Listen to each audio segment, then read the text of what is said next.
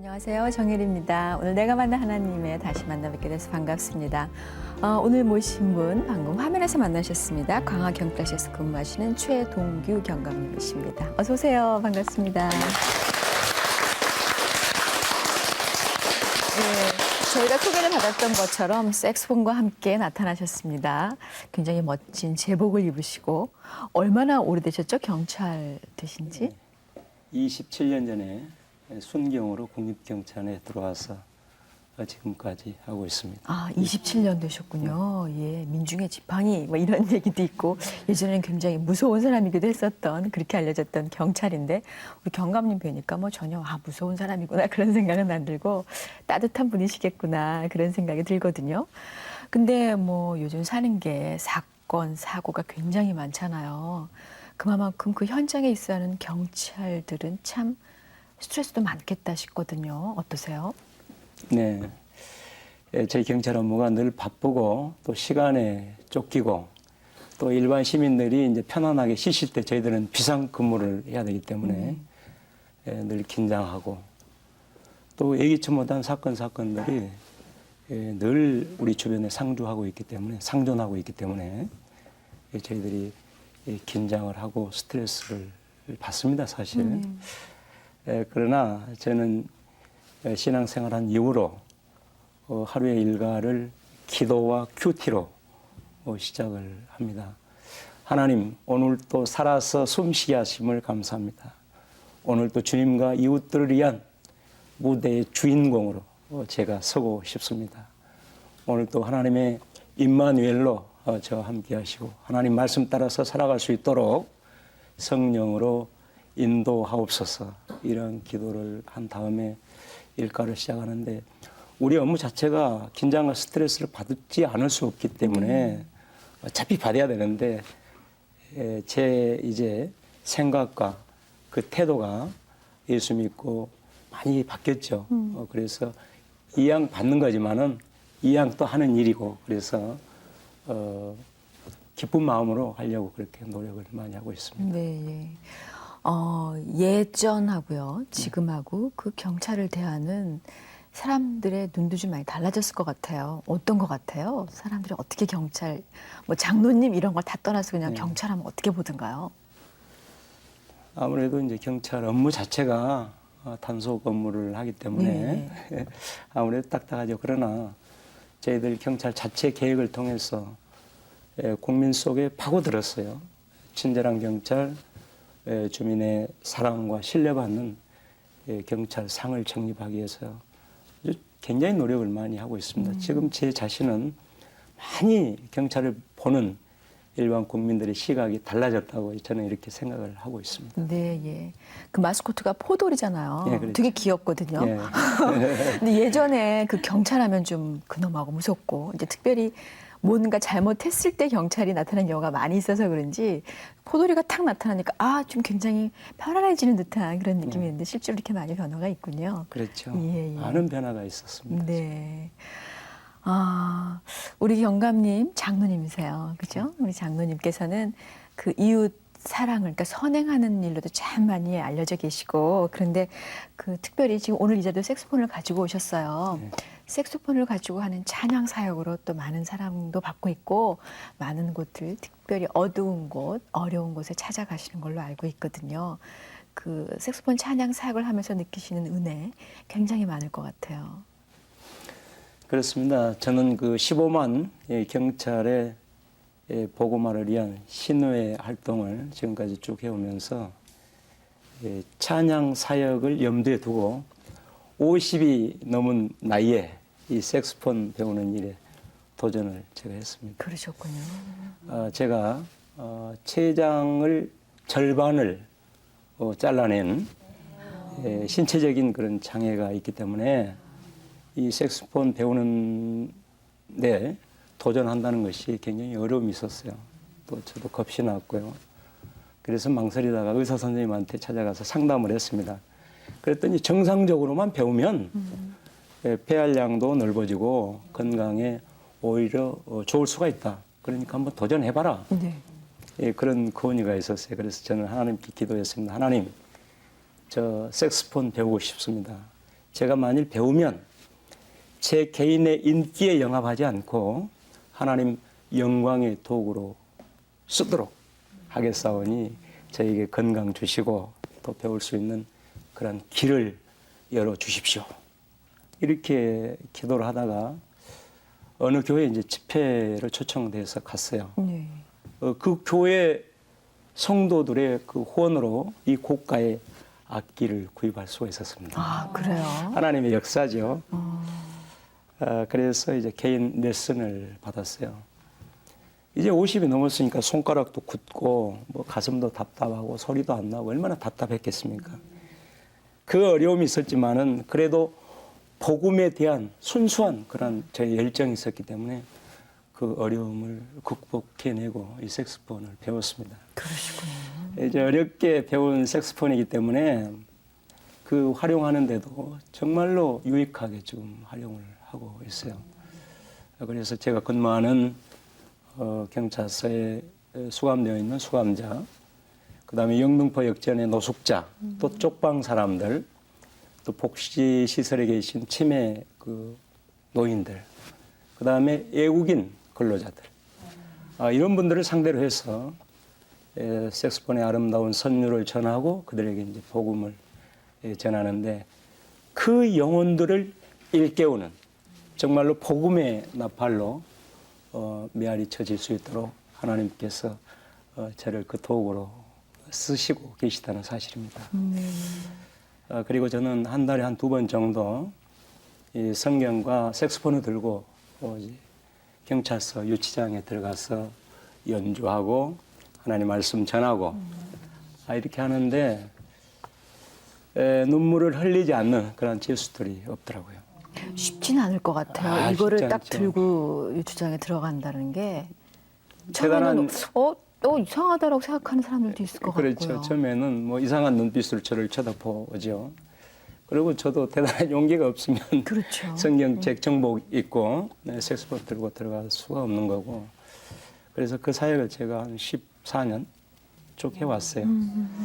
그래서 거기서 눈물을 흘리면서 예수님을 만나는 그런 장면들을 많이 목격을 하게 됩니다. 얼마 전에 저희가 지금 근무하고 있는 강화경찰서 유치장에 전과 10범인 그런 재수가 들어왔어요.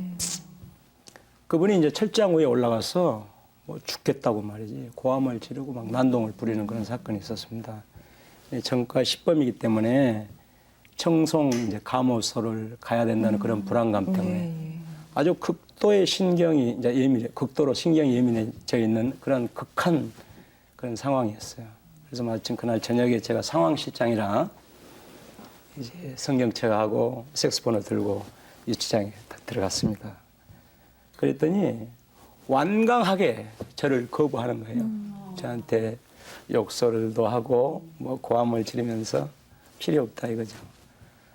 그러나 저는 아랑곳하지 아니하고 색소폰 연주를 했습니다.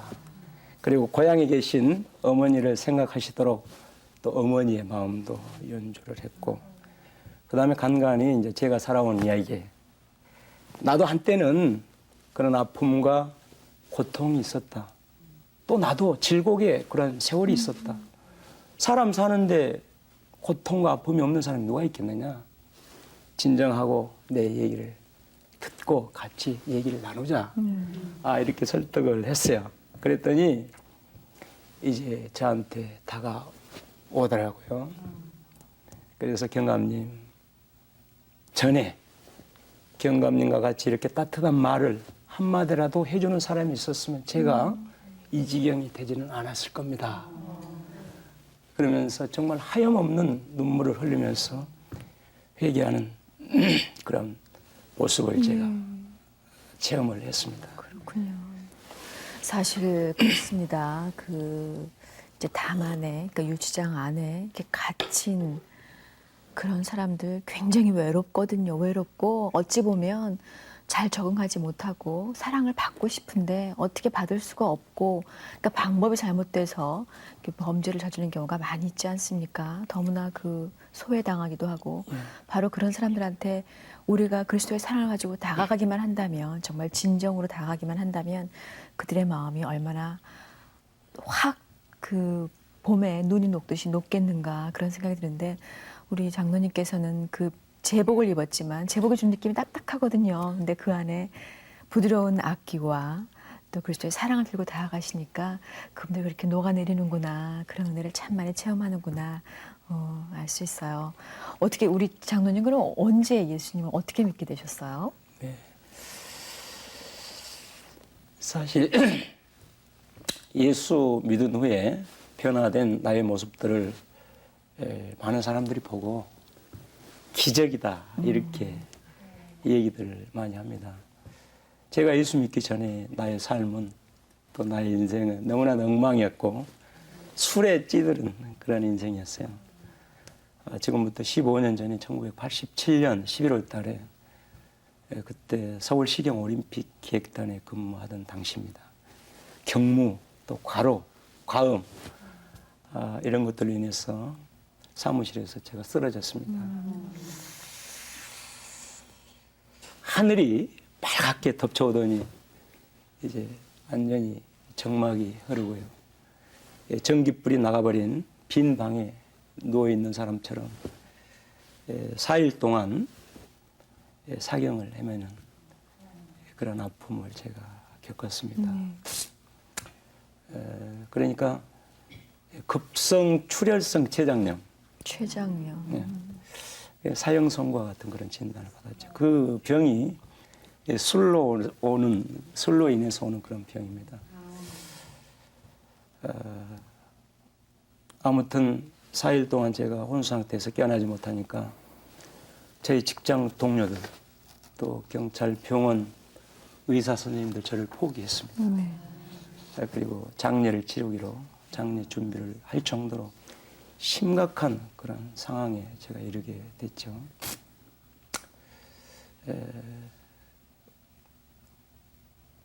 4일 동안 제가 깨어나지 못하니까 그래도 우리 가족들은 결코 포기를 하지 아니하고 눈물로 기도했습니다. 다른 가족들은 가족들. 교회를 나가는 상황이었군요. 하나님, 우리 가문의 장남입니다. 불쌍한 내 아들 예수 믿고 죽게 하세요. 예수 믿은 후에 데려가세요. 또 사랑하는 주님, 내 남편 한 번만 살려주시면 어떤 방법과 수단을 가리지 않고 예수 믿게 해서 주님의 크신 종으로 세우겠습니다. 입에서 피를 토하며 절규하면서 눈물로 기도했던 저희 사랑하는 아내 내 곁에 있었습니다. 그리고 나중에 이제 제가 읽었습니다만은 그때 당시에 우리 사랑하는 어린 아이들 눈물 젖은 일기장에 하나님 우리 아빠 살려주세요. 그 일기장을 제가 나중에 읽고 많이 눈물을 흘렸어요. 그리고 뭐 저희 형제 자매들 저를 위해서 많이 기도했죠. 하나님께서는 결코 그 기도를, 그 눈물의 기도를 저버리지 않으셨습니다. 그래서 4일 만에 제가 의식을 회복을 했죠. 이것은 분명히 하나님의 섭리라고 저는 생각을 했고요. 그 다음에 경찰병원에서는 10,000명에 1명꼴로 있을까 말까 하는 그런 기적 같은 그런 상황에서 일이다. 깨어나는 게. 그런 상황에서 깨어나는 게. 그렇게 회복을 했지만, 그거는 이제 어쨌든 가족들이 기도하고, 뭐 본인이 그거는 아는, 그때는 뭐 하나님을 알지 못하는 상황이었으니까요. 그런데 그러고 나서 하나님을 만나셨나요? 그래서 이제 의식을 회복을 했는데, 이제 긴 잠에서 제가 깨어난 듯 그런 생각을 들었어요. 그리고 이제 제 침상 머리맡에 보니까 성경책이 놓여져 있었습니다. 그래서 저는 그 성경책을 보는 순간 왠지 가슴이 이제 뭉클해지는 거죠. 그리고 우리 가족들이 저를 위해서 얼마나 많이 기도했을까. 그런 마음을 제가 이제 갖게 됐어요. 하나님께서 섭리가 계셔서 저를 살려주셨다면 분명히 저를 살려주신 그런 이유가 계셨을 텐데 또 이런 생각도 들고 사실은 그때까지만 해도 제가 우리 가정에서 독불 장군이었어요. 전 가족이 교회를 나가는데 장남인 저만 믿음의 불신의 그 고지를 굳게 지키고 있었습니다. 그걸로 인해서 가족들하고 또 불협화음, 또 갈등 이런 게 많이 있었죠. 가족들에게 왕따 당한다는 그런 생각도 했었고 그래서 기분이 나빠도 술, 또 좋은 일이 있어도 술, 내 모든 인생 문제를 술을 통해서 해결하려고 그렇게 노력을 많이 했었어요. 아무튼 이제 그 의식을 회복한 네. 후에 가족들하고 아주 그 재해의 기쁨을 누렸는데 그것도 잠시였습니다. 그때부터 이제 통증이 오기 시작하는데 견딜 수가 없었습니다. 깨어나고 나니까. 예, 떼고 난 후에 이제 마취 이런 것들이 풀리고 나니까. 근데 이 장 중에서 이 췌장이 가장 아프다고 그래요. 통증이 심하대요. 통증이. 예. 그래서 그 침대 매트리스 그 뭡니까 커버 그것이 찢어지도록 말이지 붙잡고 몸부림을 치면서 하나님께 애원을 했어요. 하나님, 나 이 젊은 나이에 죽기 너무나 아깝습니다. 저 살려주시면 당신의 뜻을 따르고 당신의 뜻을 전하는 그런 사람이 되겠습니다. 살려달라고 한마디로 애원했죠. 크고 위대하신 또 부드러운 주님의 손으로 저를 어루만져서 저는 3개월 만에 병원에서 태어날 수 있었고요.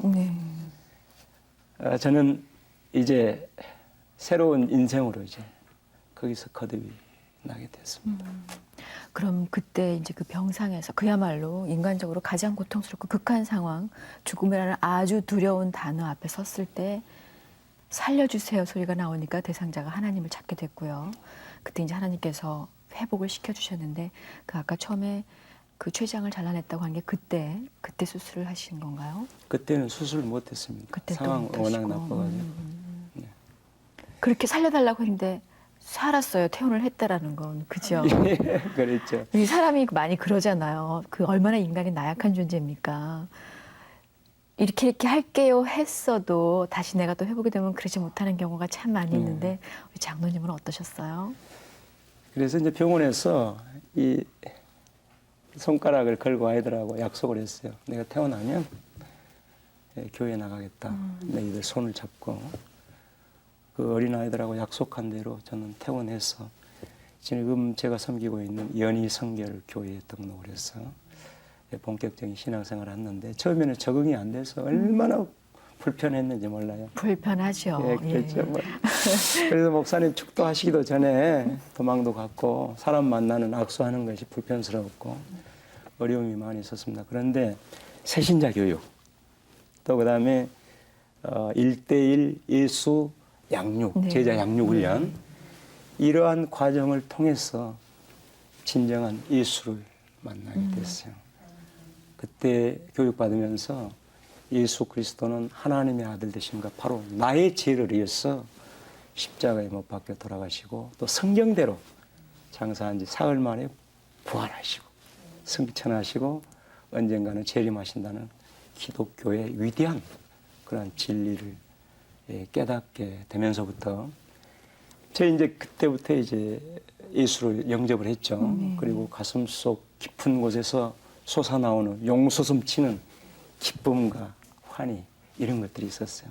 그런 것들을 전하고 싶어서 견딜 수가 없었어요. 그래서 이제 예수 믿고 제가 세상을 바라보는 그런 영적인 시각 그러니까 세계관이 달라졌습니다. 그렇죠. 그러니까 영혼을 사랑하는 그런 마음이 생겼고 한 영혼의 소중함을 깨닫고 그 영혼을 위해서 전도하는 삶을 살아가고 있는데 이것이 내 인생의 변화 중에서 가장 값지고 소중한 그런 변화가 아닌가 싶습니다. 그래서 그 이후로 저보다도 더 고통당하고 아픔당하는 그런 소외 계층을 찾아다니면서 같이 찬양하고 애환을 같이 나누면서 복음을 전하고 있습니다. 사실 솔직히 제가 말씀드려서 건강에 제가 문제가 있습니다. 87년도 이후에 10년 만에 그 병이 또 재발이 됐어요. 그래서 췌장을 3분의 2를 잘라내고 인공 췌장기를 달고 나의 생명을 지금 이렇게 맡기고 있습니다. 그래서 그런 신체적인 장애를 안고 지금 살아가고 있기 때문에 특히 우리 사랑하는 아내 또 그의 가족들 저를 아는 모든 사람들이 제 건강에 대해서 많이 굉장히 염려하시겠어요. 걱정을 많이 네. 합니다. 그러나 이제 저는 말이죠. 죽고 사는 것은 이미 하나님께 맡긴 지 오래됐어요.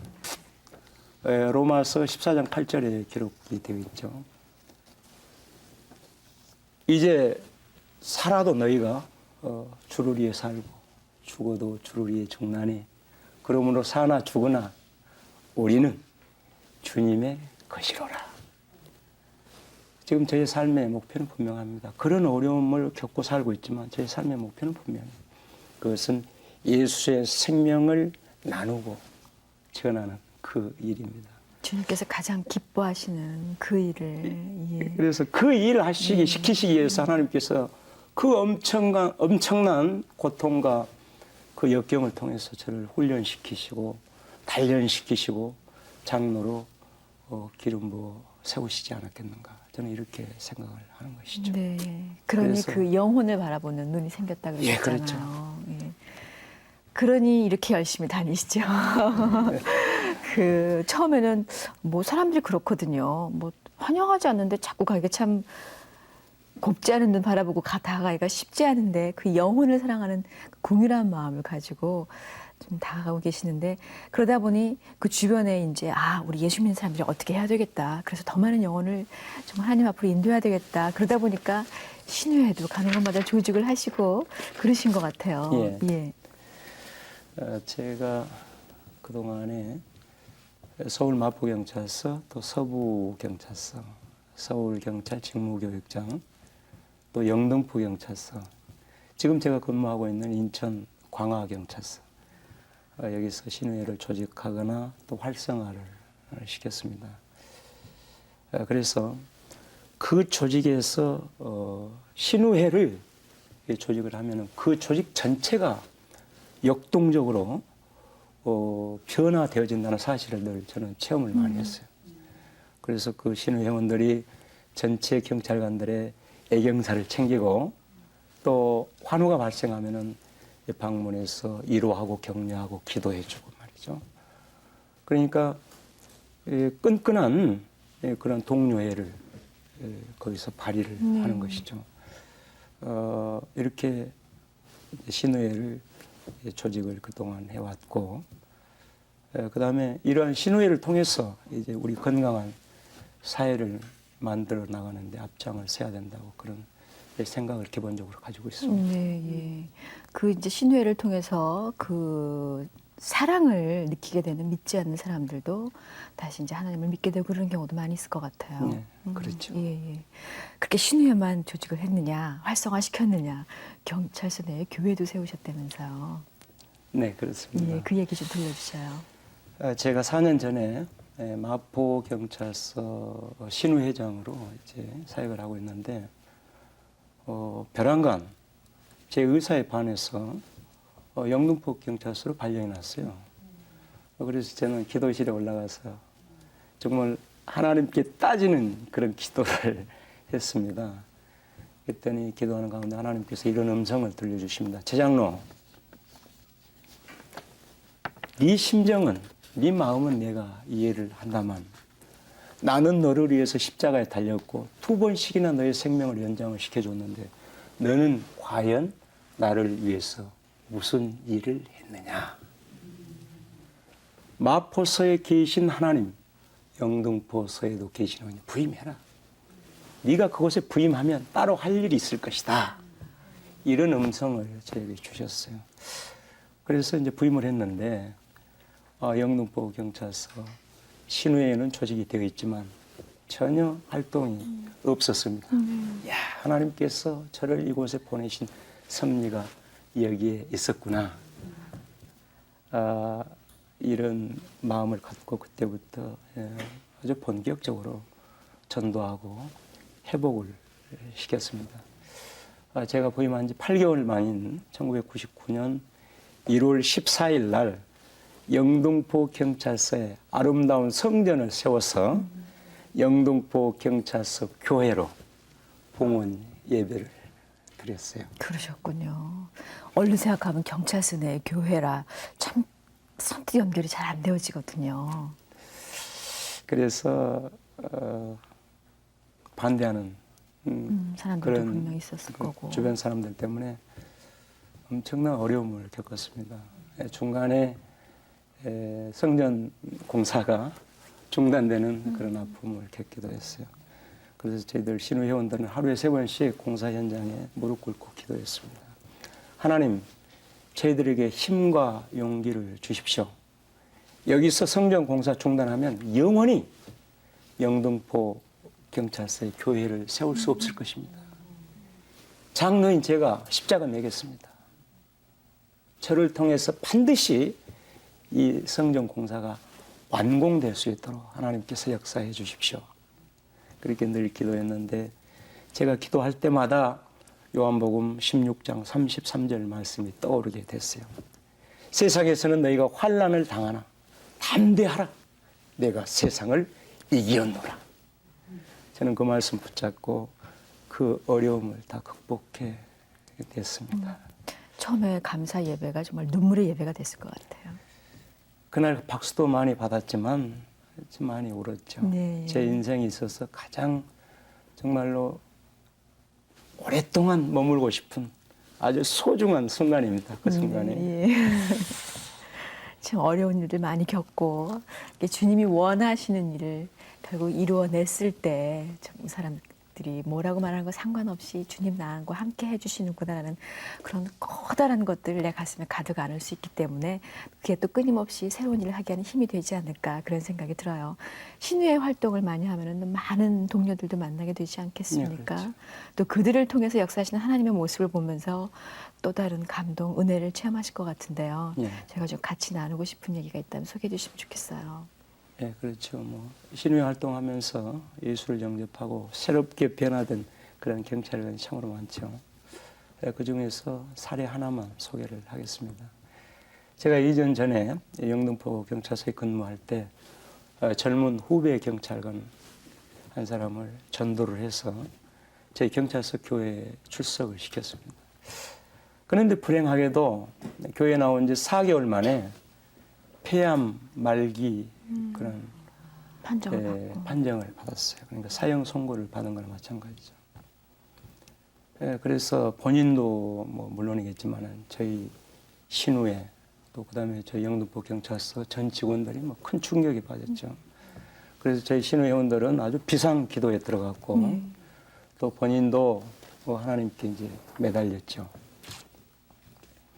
그런데 이게 차츰차츰 좋아져야 되는데 갈수록 이제 악화되는 거예요. 폐암 말기 환자이기 때문에. 그때부터 이 형제가 이제 예수를 부인하기 시작하는 겁니다. 저희들 신방을 거부하고 얼마나 마음이 많이 아팠는지 몰라요.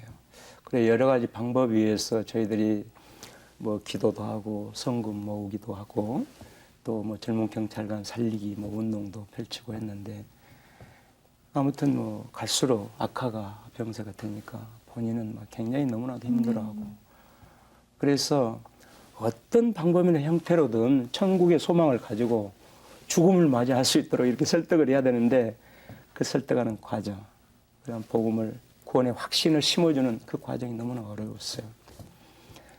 그러던 어느 날 경찰병원에서 황급하게 저를 부르는 전화가 왔습니다. 그래서 저희 영등포 경찰서 김영미 전도사님하고 둘이 이제 경찰병원을 갔는데 병원 문을 여는 순간에 아주 진풍경이 연출이 되고 있었습니다. 그 임종 직전에 자기 장인 장모를 세워놓고 전도를 하고 있는 거예요. 저는 그 모습을 보면서 주님의 능력은 위대하다. 저는 이런 걸 느꼈어요. 그래서 저는 그 그 형제가 하나님 나라로 가는 그 길에 찬송가 364장을 제가 불러줬습니다. 정말로 편안한 모습으로 눈물을 흘리면서 그 찬양을 1절부터 4절까지 정말 다 듣더라고요. 찬양이 끝난 다음에 가쁜 숨을 몰아쉬면서 제 귀에다 이런 유언을 남겼습니다. 최 장로님, 제가 이 세상에 태어나서 최 장로님 만난 게 너무나도 행복했습니다. 또 장로님을 통해서 예수 믿고 천국 가게 돼서 너무나도 기쁩니다. 저는 이렇게 가지만 장로님 오래오래 건강하게 사셔서 나같이 어려운 이런 환자들 위해서 기도 많이 해주고 내 대신 전도 많이 하십시오. 그런 유언을 저에게 남기고 잠시 후에 하나님 곁으로 떠났습니다. 이러한 일들이 이제 전 경찰관들에게 우리 동료 직원들에게 알려지자 정말로 그 사건이 말이죠. 신선한 충격 또 잔잔한 감동으로 메아리 쳤죠. 그래서 그 형제의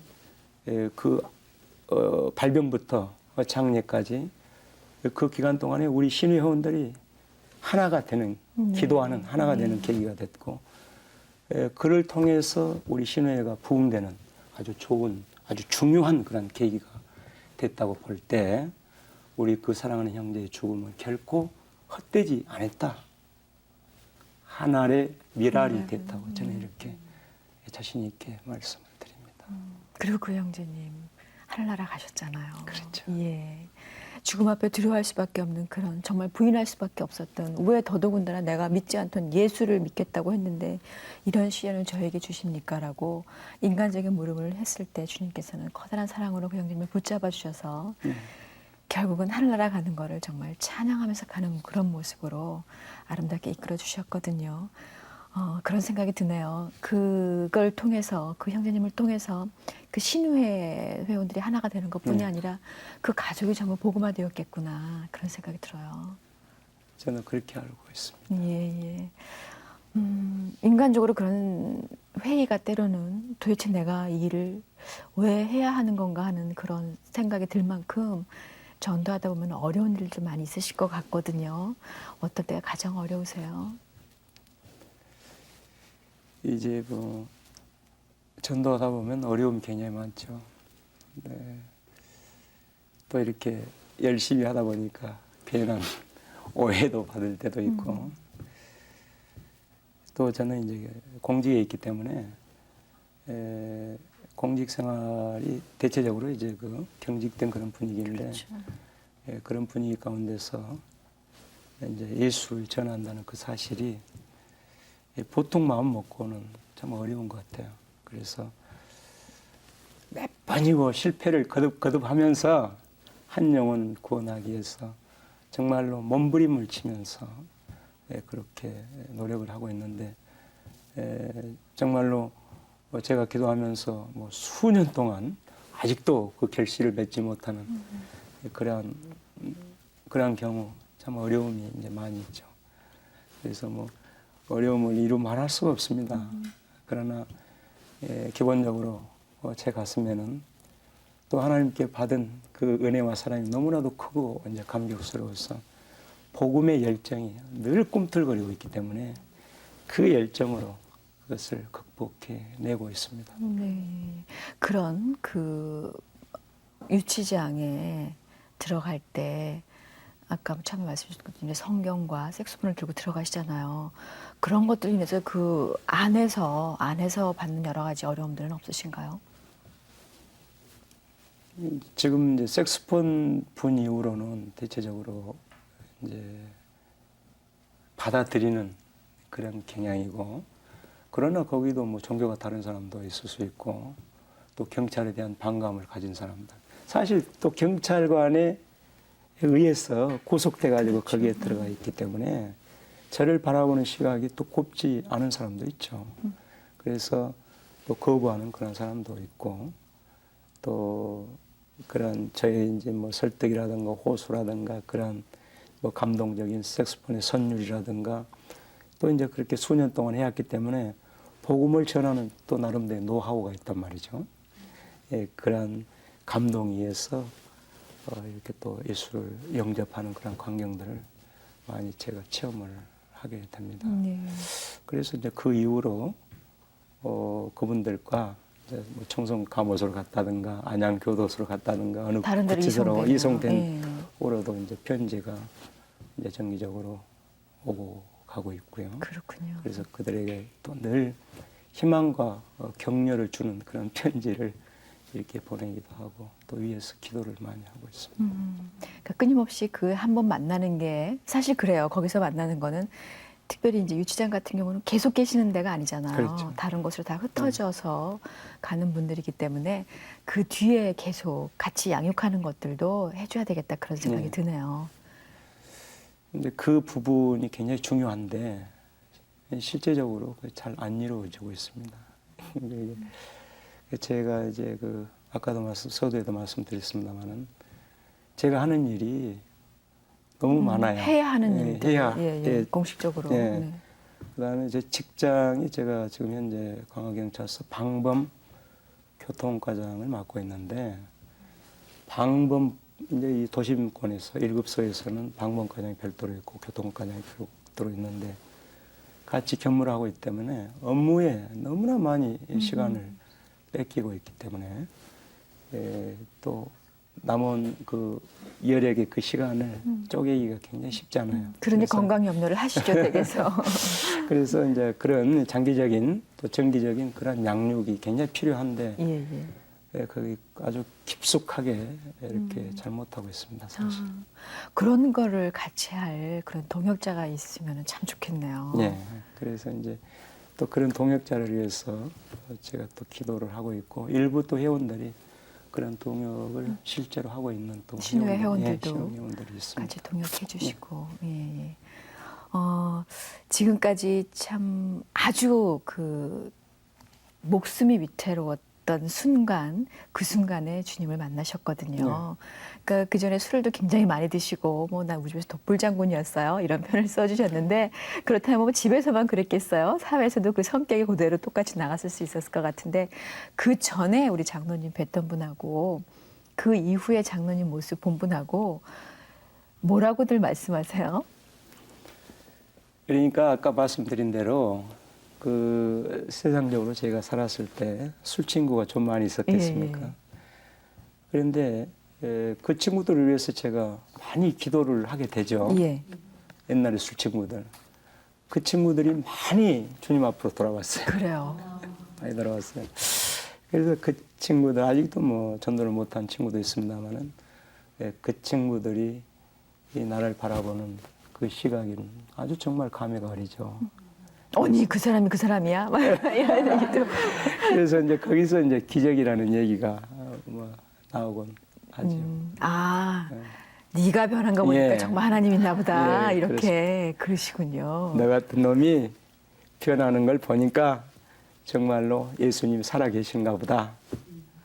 그래서 이제 나도 그 예수 한번 믿어보자. 네. 이렇게 해서 저기 전도한 그런 술 친구들이 몇 명이 있어요. 하나님께서는 참 그러세요. 버리는 거를 하나도 못 봤어요. 예. 하나도 버리지 아니하시고 그걸 다 사용을 해주십니다. 특별히 우리 장로님께서는 그 건강 때문에 많이 고통스러워했었기 때문에 건강 때문에 힘들어하는 그런 이웃들을 또 더 많이 사랑하는 마음도 가지시게 된 것 같아요. 그러니 뭐 영혼의 아픔 때문에 울부짖는 영혼들 생각하는 거는 더 이루 말할 수가 없겠지요.